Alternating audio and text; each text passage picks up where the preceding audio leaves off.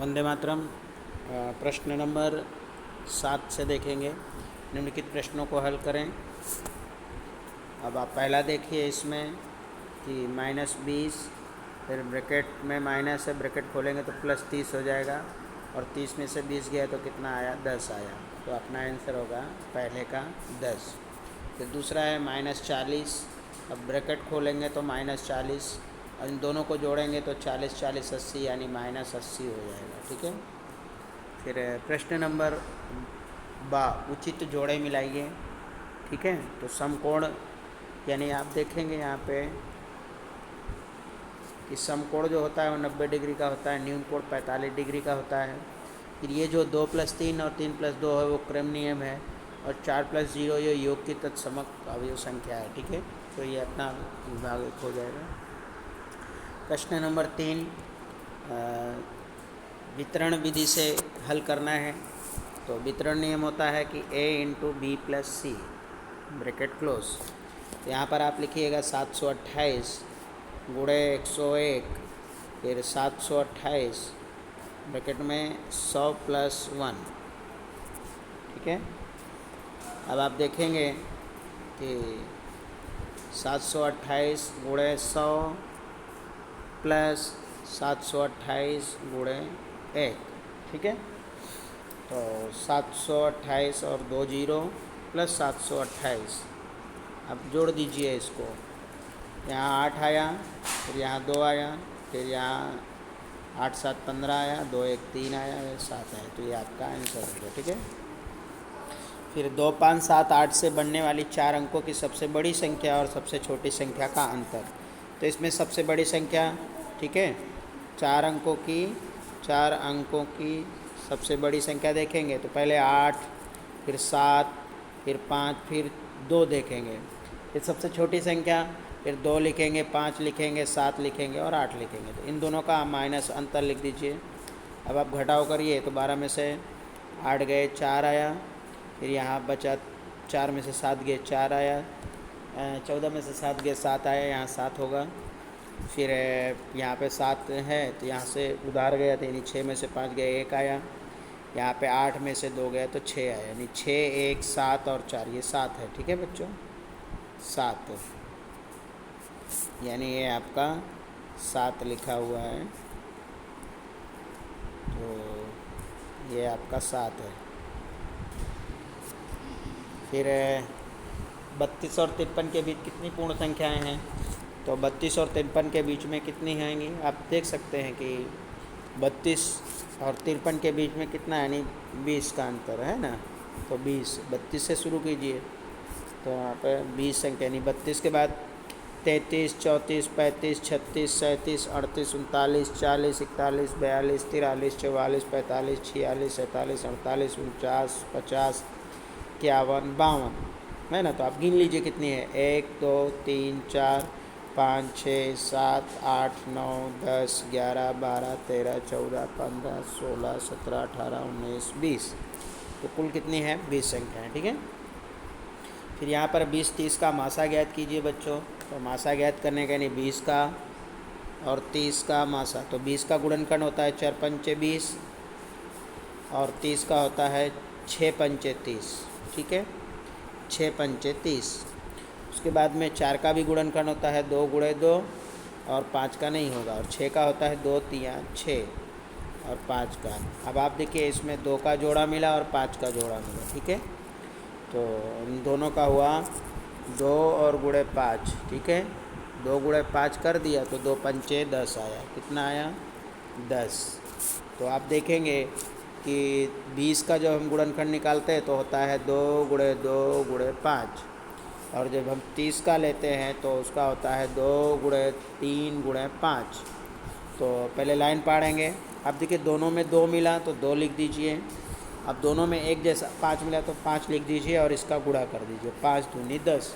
भाषा में क्या करते हैं कि पहले जिसका जोड़ा बनता है उसको लिखते हैं, बाकी को छोड़ देते हैं। ठीक है। तो इसलिए हमारा आंसर ये हुआ ये। ठीक है।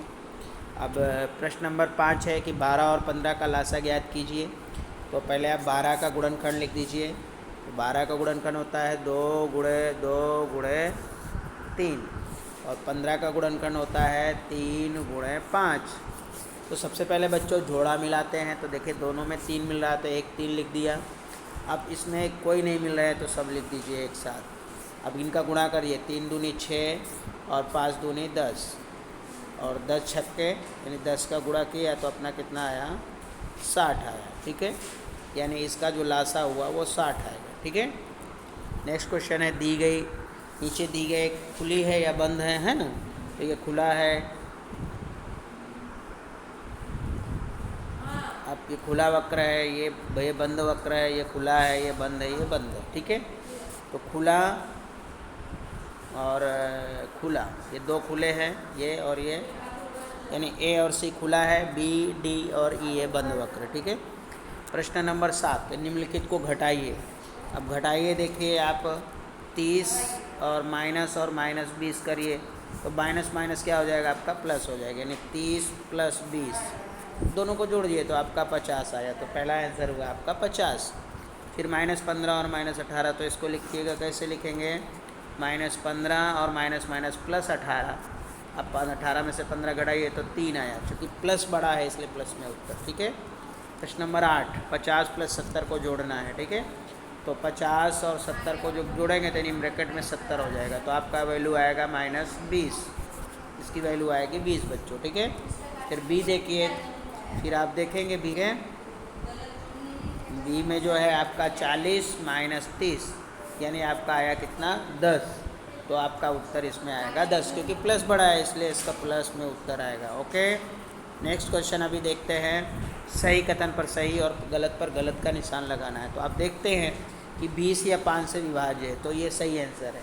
प्राकृतिक संख्या की शुरुआत 0 से होती है, तो बच्चों ये गलत है, क्योंकि प्राकृतिक संख्या की शुरुआत 1 से होती है, तो यहाँ बता रहा है 0 से, तो ये कथन आपका गलत है।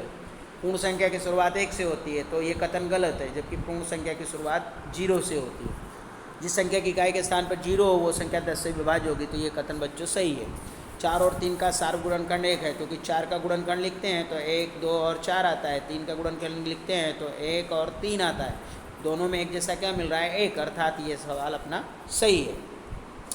फिर हम अगला क्वेश्चन देखते हैं। 4 और 3 का मासा 12 होगा, तो 4 का गुणनखंड देख लीजिए, 2 × 2 होता है, और 3 का गुणनखंड 3 होता है।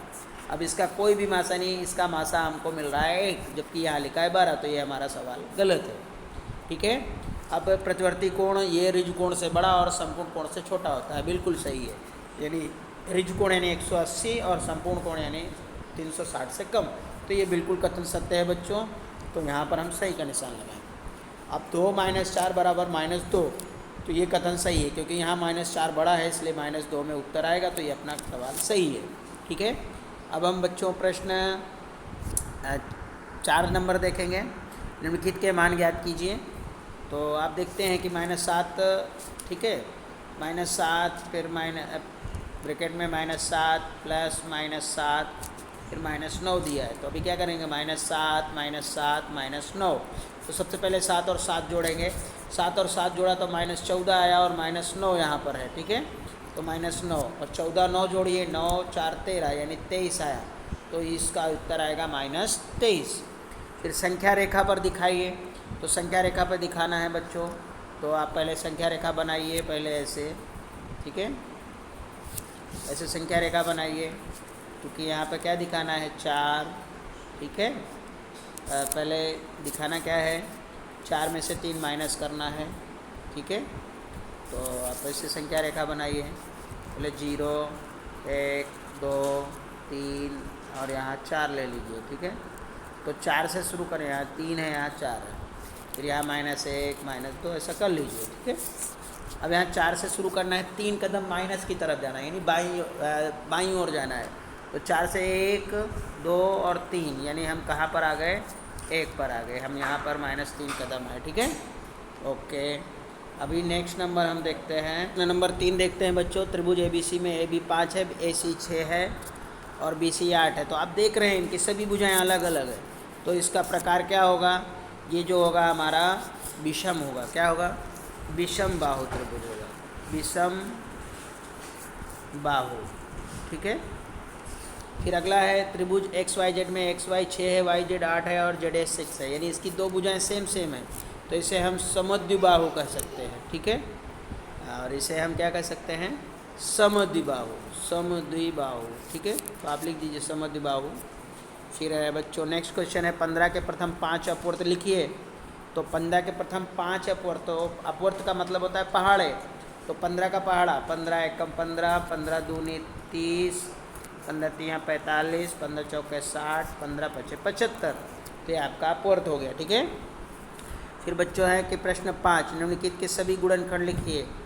तो आप यहाँ देखिए 25 के गुणनखंड कितने हो जाएंगे, 1, 5 और 25।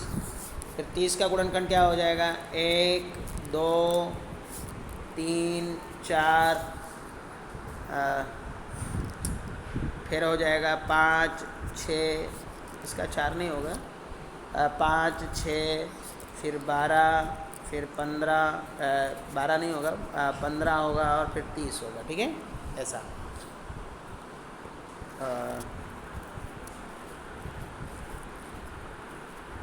तो ये हमारा यहाँ पर अब रिवीजन ख़त्म होता है। जय हिंद, वंदे मातरम।